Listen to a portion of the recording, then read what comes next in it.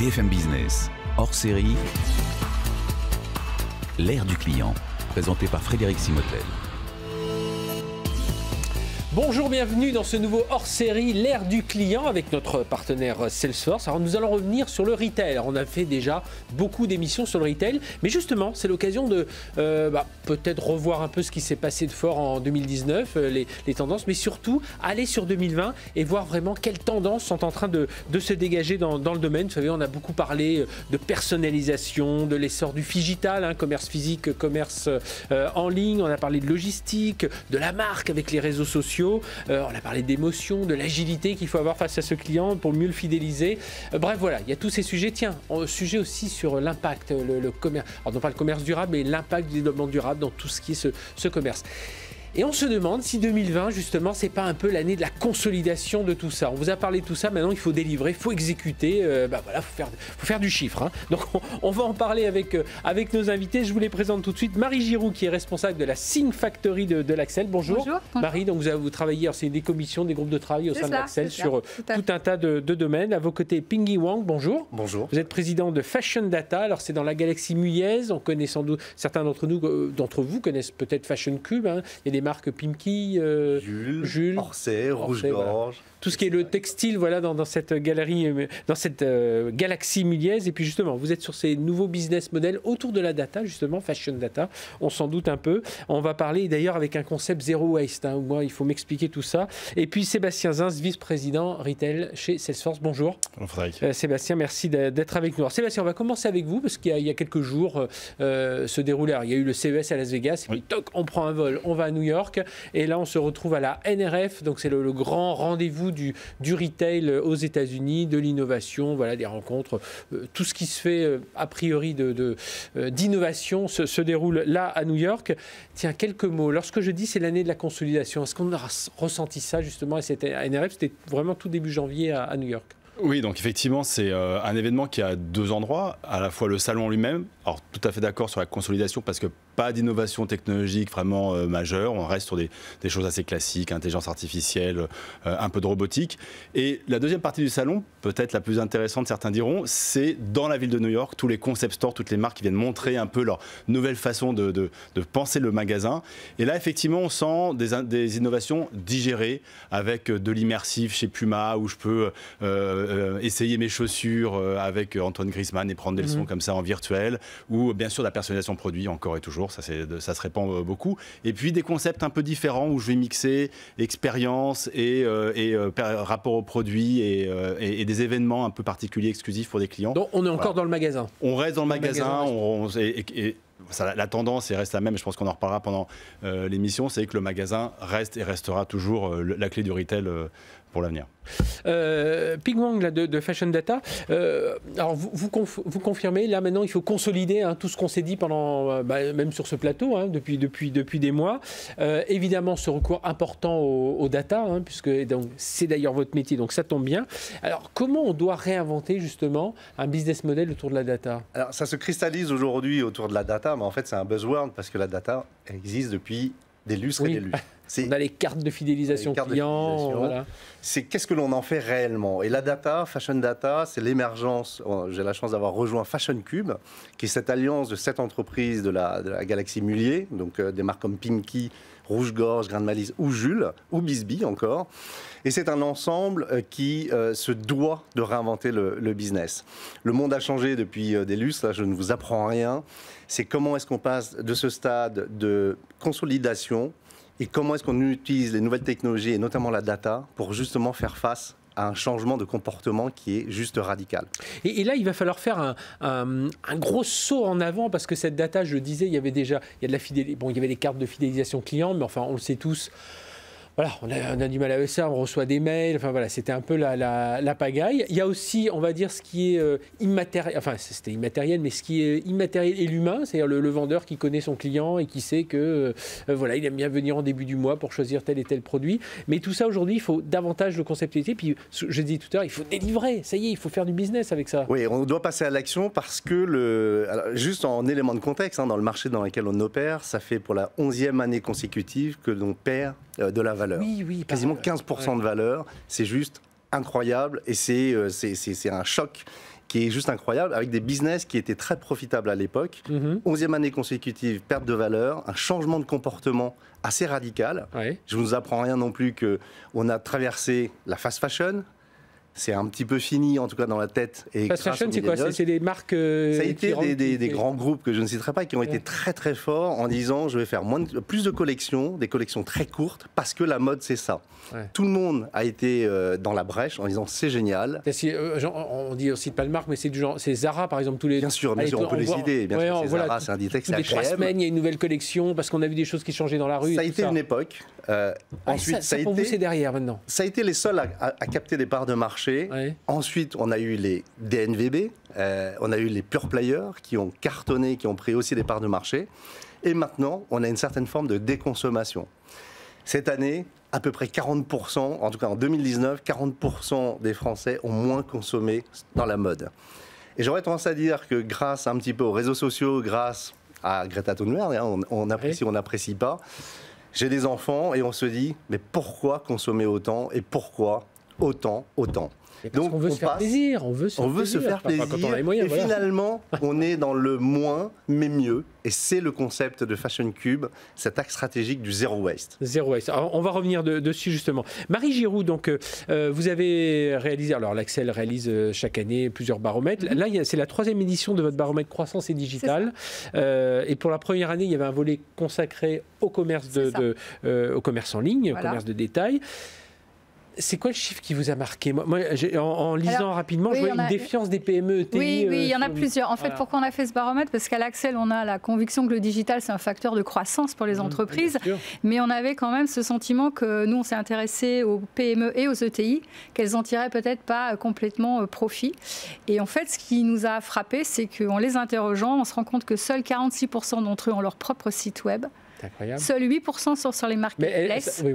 Et ce qui nous inquiète le plus, quelque part, c'est qu'il y en a encore la moitié qui voient le digital comme une menace pour leur commerce physique. Alors que, ce que vient de dire Pinky, oui... Et pourtant, on évangélise, Sébastien, on est témoin. Il y a le Salesforce World Tour chaque année avec des milliers de personnes qui viennent. Il y a cette qui a lieu à Paris. Mais on évangélise en disant, voilà, il faut une marque et puis derrière, on pousse. C'est surtout qu'il faut il faut offrir des points de contact aux clients à tous les endroits où se trouve le client, qui soit en boutique ou qui soit en online. Et effectivement, dans un contexte de déconsommation, si on ne met pas à profit tous les canaux possibles, on se prive de Et pour vous, c'est quoi les freins à l'adoption? Alors, qu'on mette toujours les trois qui ressortent, ce sont le manque de temps. On est dans de petites entreprises. Ce sont le coût et la complexité de mise en œuvre. Ensuite, quand on regarde les facteurs de réussite, parce qu'il y en a qui ont réussi, et quand ils ont réussi, vraiment, là, par contre, les résultats sont vraiment, en termes économiques, sans appel. Faire savoir, Vraiment, oui. Ceux qui ont réussi, c'est parce qu'il y a d'abord la direction qui porte le projet. Dans ces petites entreprises, si ce n'est pas porté par la direction, ça ne marche pas. Il y a l'équipe dédiée qui travaille, mais qui ne travaille pas en silo. Elle travaille avec tous les départements de l'entreprise. Et ce qu'on remarque, c'est l'arrivée notamment du juridique, je pense probablement avec le RGPD, et l'arrivée des RH aussi, en tant que collaborateurs. Le troisième facteur, c'est la data, une très bonne connaissance client, et aussi les bonnes analyses qui vont derrière.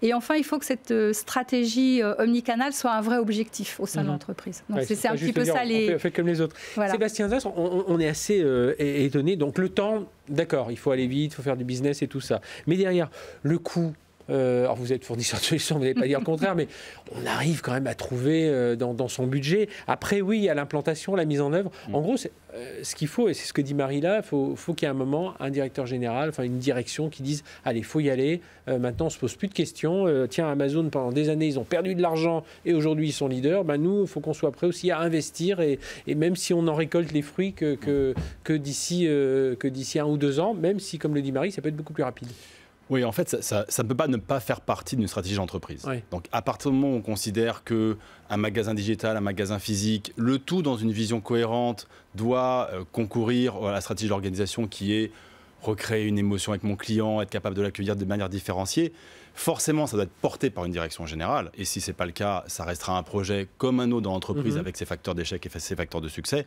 En revanche, si ça devient l'ambition d'une organisation de se dire « je me différencie de ma concurrence », par ce qui va faire que ma marque sera reconnu et vu par mes clients, alors oui, c'est forcément porté par cette direction générale et ça a forcément mobilisé les différentes entités, comme on disait effectivement, que le juridique, le RH soit désormais impliqué dans ce genre de projet paraît fondamental. Le juridique a longtemps été subi. Avec le RGPD, effectivement, c'était plus une contrainte que se sont imposées aux organisations, alors que ça peut être aussi une opportunité de recréer un lien différent avec son client, d'où d'ailleurs l'enjeu de la data. Mais effectivement, on a besoin de réunir ces forces vives pour donner un axe, une trajectoire, avec des budgets qui vont s'adapter à toutes les conditions de l'entreprise. Mais Maryse, quand vous regardez ces chiffres, quand vous en discutez avec les autres membres de l'Axel, ils doivent le voir quand même, ces gens-là, qu'aujourd'hui, le digital, enfin, je dis, c'est même plus un passage obligé, ça y est, il faut se transformer, qu'est-ce qu'il y a, je ne vais pas dire c'est l'âge du capitaine, soit mais... ils pensent que c'est pas pour eux, c'est pas adapté pour eux-mêmes, soit c'est une crainte globale aussi d'être déclassé, c'est comme les salariés en entreprise, le digital, quelque part, ça fait peur. Et surtout, peut-être, il y a un peu cette habitude française où tant qu'on n'a pas tout verrouillé, on n'y va pas. Alors que le digital, justement, ça permet de tester petit à petit, avec des petites sommes, effectivement, d'apprendre, de faire marche arrière. Et ça, c'est peut-être aussi une question un peu culturelle, je pense. D'état d'esprit, c'est ce que vous pensez aussi, Ping Wang Oui, je suis complètement d'accord. C'est une question de transformation et d'état d'esprit. Il n'y a plus de débat. L'omnicanal, le digital est juste, on ne peut plus passer à côté. Donc c'est encore une fois l'humain au départ. C'est l'humain au départ. Et on a connu ces effets de levier, puisqu'au début, les magasins, c'était génial. L'e-commerce, c'est génial. Et on a dit, il faut que tu fasses tant de pourcents de ta part en e-commerce par rapport au global, 10, 15, 20%. Et puis finalement, les pure players ouvrent des magasins. Et puis maintenant, on a compris que le comportement d'achat, avant d'aller dans un magasin, on consulte son mobile pour savoir à quelle heure le magasin s'ouvre et est-ce qu'il y a de la disponibilité. Donc, il n'y a pas une voie, il y a de la technicité un petit peu partout. Le digital est là pour réconcilier. Oui, puis il faut que tout le monde avance à la même vitesse, Sébastien. Oui, alors tout le monde avance à la même vitesse. Après, chaque organisation va trouver ses priorités en fonction de ses cibles clients, etc. Après, je pense qu'un des enjeux des marques, c'est de réduire la friction, on va dire, et de se rendre le plus simple possible. Dans une étude que Salesforce a menée, on voit que 9% des générations Z, désormais, cherchent à rentrer en contact avec les marques par les systèmes vocaux, les réseaux sociaux et les assistants vocaux. C'est quelque chose de nouveau qui n'existait pas encore il y a 3 ans. Les marques doivent s'adapter. Et donc, c'est cette flexibilité qui va faire qu'un jour, je vais être sur mes réseaux sociaux. Demain, tiens, je passe devant la boutique, j'y rentre. Après-demain, je retourne sur mon service, sur mon mobile, sur mon site web. Cette agilité-là, c'est la clé du succès des marques. Plus elles seront agiles et plus elles se rendront lisibles, plus les clients... Alors moi, je vais vous parler d'un exemple très concret et vous dire un peu, parce que moi j'avais une vision aussi de me dire, tiens, on reparlera d'ailleurs des centres-villes qui se dépeuplent, des boutiques, les grands centres commerciaux, etc. Tout ça est en train de bouger. Puis je me dis, bon, oui, les commerçants, ils font parfois pas assez d'efforts, ce qui est vrai, j'ai quelques exemples aussi dans ce domaine. Mais là, je cours. J'ai une montre Garmin, pour ne pas la nommer, et puis je casse le bracelet. Je vais dans ma boutique qui s'occupe de coureurs et tout ça. C'est l'un des distributeurs premium de Garmin. Je dois changer le bracelet, il n'en a pas en stock. Il me dit, ah ouais, mais si je le commande pour vous, ça va prendre 3 semaines. Je dois prendre des frais de port. Le mieux, c'est que vous alliez directement sur le site Garmin. Là, vous l'aurez en 48 heures, vous le recevrez chez vous, et ça vous coûtera moins cher parce qu'il n'y aura pas les frais de port. Et voilà, et c'est le petit commerçant qui me dit ça, alors qu'il est distributeur premium, il devrait être aussi bien considéré que moi. Il y a quand même un souci à ce niveau-là. Oui, mais on en revient finalement à ce qu'on évoquait. Une des clés, c'est la data. Si j'ai pas une fluidité de la data qui permet effectivement à tous les points de contact entre moi et ma marque. Alors là, c'est un distributeur, c'est site web, etc. Je prenais un exemple très concret, parce que justement, ça m'a perturbé là, cette chose-là. Je pensais que tout le monde vivait dans un univers où il fallait que tout aille vite et bien. Et le consommateur a tendance à croire que effectivement, la marque est un tout unique et global, ce qui est totalement faux. Malheureusement, les marques ont leurs contraintes, elles évoluent, elles se rachètent. J'ai un exemple en tête qui est celui des Decathlon aux États-Unis, qui est pour le coup une marque ancienne, mais qui vient de se déployer, donc qui a la capacité à mettre quelque chose assez rapidement en place, qui a mis en place une infrastructure où il y a cette fluidité de la data. Et donc la data circule facilement et en temps réel entre tous les points de contact. Et donc du coup, je peux déployer mes cas d'usage. Alors là, c'est du return, de la réparation de bracelet. Ça peut être du retour de biens. C'est ça les éléments de friction dont vous parliez tout à l'heure. On sait que le paiement, au moment du paiement, c'est une friction, mais c'est le retour magasin, c'est être livré dans les délais. Alors un des grands éléments de friction, c'est le paiement. en magasin. Ça reste quand même le gros sujet que tous les retailers cherchent à régler. Comment je suis capable de simplifier mon paiement en magasin et de casser ces lignes de caisse qui sont très déceptifs. Donc ça, c'est l'élément de friction. Mais au-delà de ça, effectivement, c'est typiquement vous donner la capacité demain de changer votre montre ou après-demain d'avoir un conseil aussi dans un magasin. C'est quelque chose, pour la NRF, on voit aussi beaucoup cette mixité entre lieu de vie et lieu d'achat. Donc comment je suis capable d'apporter plus de services, plus de valeur. Pourquoi pas des programmes de fidélité d'ailleurs qui vont mixer services et produits. Donc effectivement, les marques ont besoin de se réinventer et la technologie est là. La technologie est disponible, à elle effectivement de créer ces cas d'usage qui vont correspondre aux consommateurs avec toujours beaucoup d'agilité.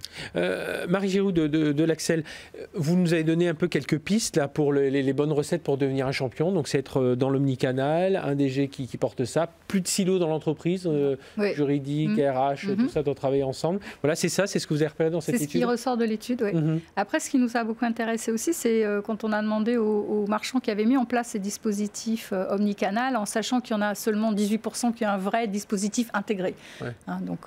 Et les résultats sont vraiment intéressants puisque 86% déclarent avoir une hausse de chiffre d'affaires, dont 40% en magasin. Hausse de la fréquentation partout, dont en magasin. Meilleure relation client, dont 30% en magasin. Donc on voit bien que le lien entre le magasin et c'est vraiment un tout qui finalement se bonifie. Ping Wang, justement, on doit réinventer un nouveau modèle. Alors, on va revenir justement sur ce que vous disiez tout à l'heure. Donc, l'excellent, il faut quand même que le produit soit bon, répondre bien aux besoins du client. Les données, le digital, l'omnicanal, on vient d'en parler. Et puis, ce que vous appelez le zéro waste.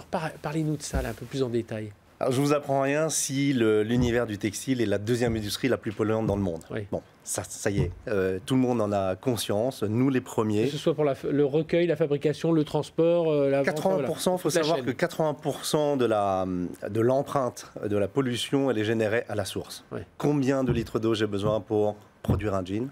De l'ordre de 10-11 000 litres d'eau, c'est énorme pour un jean. C'est le nombre de kilomètres parcourus pour faire venir le jean d'un pays lointain jusqu'à la source. Tout ça fait qu'on est la deuxième industrie la plus polluante dans le monde. Donc c'est comment passer de ce stade et la prise de conscience et l'acceptation que l'on a au travers de Fashion Cube, qui est maintenant le zéro waste pour de vrai. Alors, c'est pour de vrai est important. Alors, zéro waste, ça veut dire quoi? On fabrique à la demande presque? Alors, il y a deux choses. C'est comment produire que ce que nous sommes en capacité de vendre. Ça, c'est le premier point. Il faut savoir qu'on a été dans comment passer de la fast fashion à quelque part l'éternel fashion. Donc moins mais mieux. Ça, c'est l'enjeu. Et on a tous été dans une course à produire, pousser les produits en magasin ou sur le online. Et puis à la fin, malheureusement, on n'a pas tout vendu. Il y a de la surproduction. On décote, on fait les soldes, on fait tout ce que l'on veut. Après, le client, il est content parce qu'il trouve tout de suite son produit aussi. Il faut se méfier de ça aussi. Oui, mais à la fin, les chiffres prouvent qu'on a tous surproduit. Et on a fait du mal à la planète. Et le zéro waste, c'est la prise de conscience de se dire comment est-ce qu'on résout ça de bout en bout. Ça, c'est le premier point. Et vous, ça fait partie de vos valeurs aujourd'hui chez Fashion Data? Oui, c'est plus que des valeurs, c'est un axe stratégique avec des actions qui vont être longues. Il faut pas. Alors, c'est vrai qu'on a ce phénomène de greenwashing que l'on a depuis un certain temps, qui est de se dire on va faire du marketing, on va dire on est clean. Non, ça va prendre du temps. On espère que chaque jour, on va faire de mieux en mieux.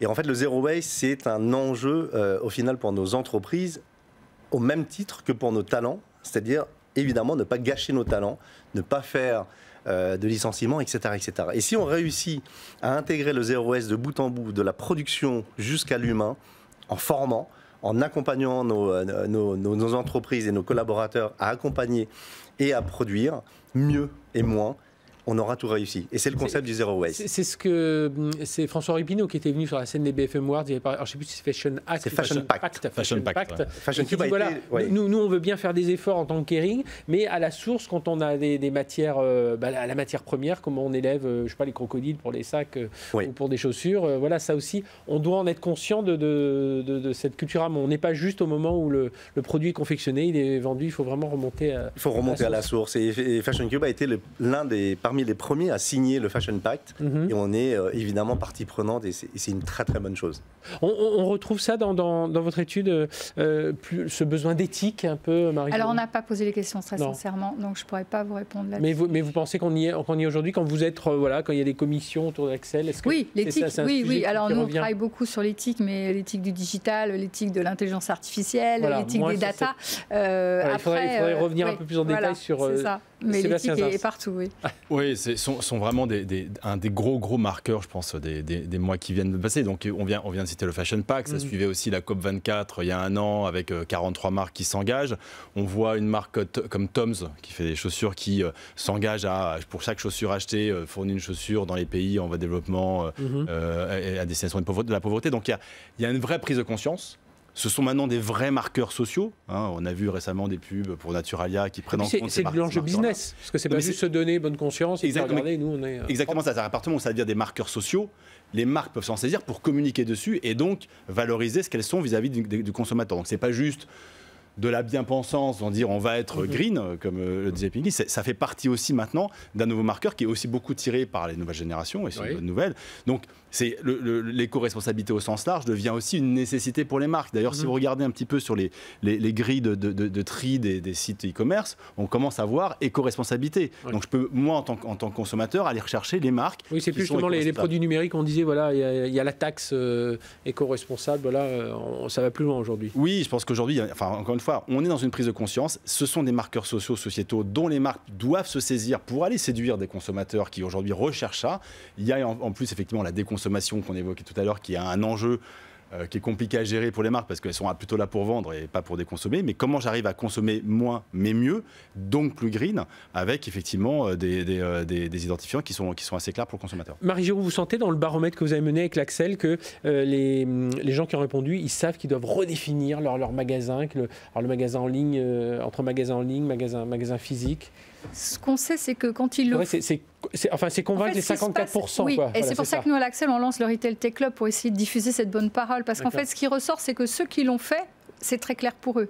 Ça ressort fortement. Donc les 46%, par exemple, on avait l'expérience de Lavinia, quand on a présenté les résultats, qui dit, voilà, moi j'ai un client qui connaît la marque en ligne.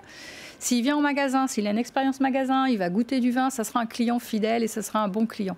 Donc ceux qui l'ont pratiqué disent, c'est vrai, ça réussit. Maintenant, je pense que l'enjeu, c'est justement de le faire savoir pour convaincre la partie qui est encore réticente parce que voilà, il reste ces freins. Et... C'est ce qu'on essaie de faire avec c'est ça, tout à fait. Sébastien. Oui, vous savez, on fait paraître une étude là, sur l'état du consommateur tous les 6 mois et en fait la dernière étude, avec Salesforce, donc la dernière étude montre que 60% des consommateurs désormais s'intéressent au sujet. Ouais. Donc ça devient, encore une fois, c'est plus quelque chose qui est dans l'air du temps, la mode, c'est un vrai sujet dont les marques doivent se saisir.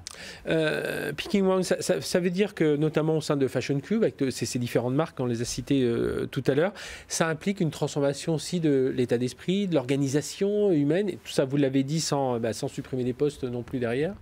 Oui, en fait, lorsqu'on parle, on a beaucoup parlé de transformation digitale. La réalité, c'est qu'on parle de transformation de l'organisation. Tout court. Et la data, Fashion Data, nous sert à passer d'un stade de « je fais tout au doigt mouillé » à « je souhaite vérifier les hypothèses ». Et souvent, on s'amuse à dire que maintenant, Fashion Data est une plateforme de transformation parce que ça sert à valider des hypothèses. Et c'est important de se dire, n'ayons pas peur de la machine, n'ayons pas peur de l'intelligence artificielle. Alors j'ai un associé qui s'appelle Romain Chaumet, qui est l'un des... mon cerveau gauche, qui vient d'une plateforme qui avait fait une DMP.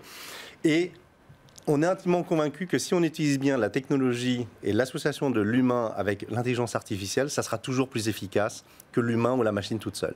Donc on ne croit pas à des boîtes noires de l'intelligence artificielle et c'est pour ça que ça s'accompagne. On a sous-estimé le temps passé à accompagner les équipes pour dire c'est utile et comment est-ce qu'on l'utilise. Et ça peut participer, je parlais tout à l'heure, à redynamiser les centres-villes, de certaines agglomérations qui sont en train de mourir, n'ayons pas peur de le dire.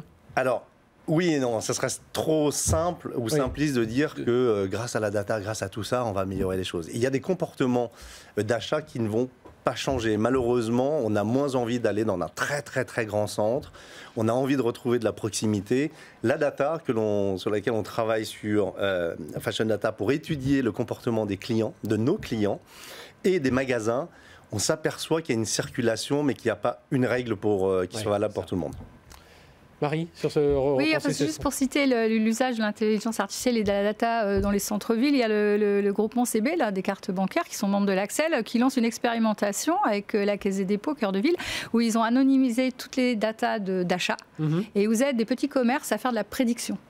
Voilà, donc c'est pas forcément faire venir, mais c'est améliorer.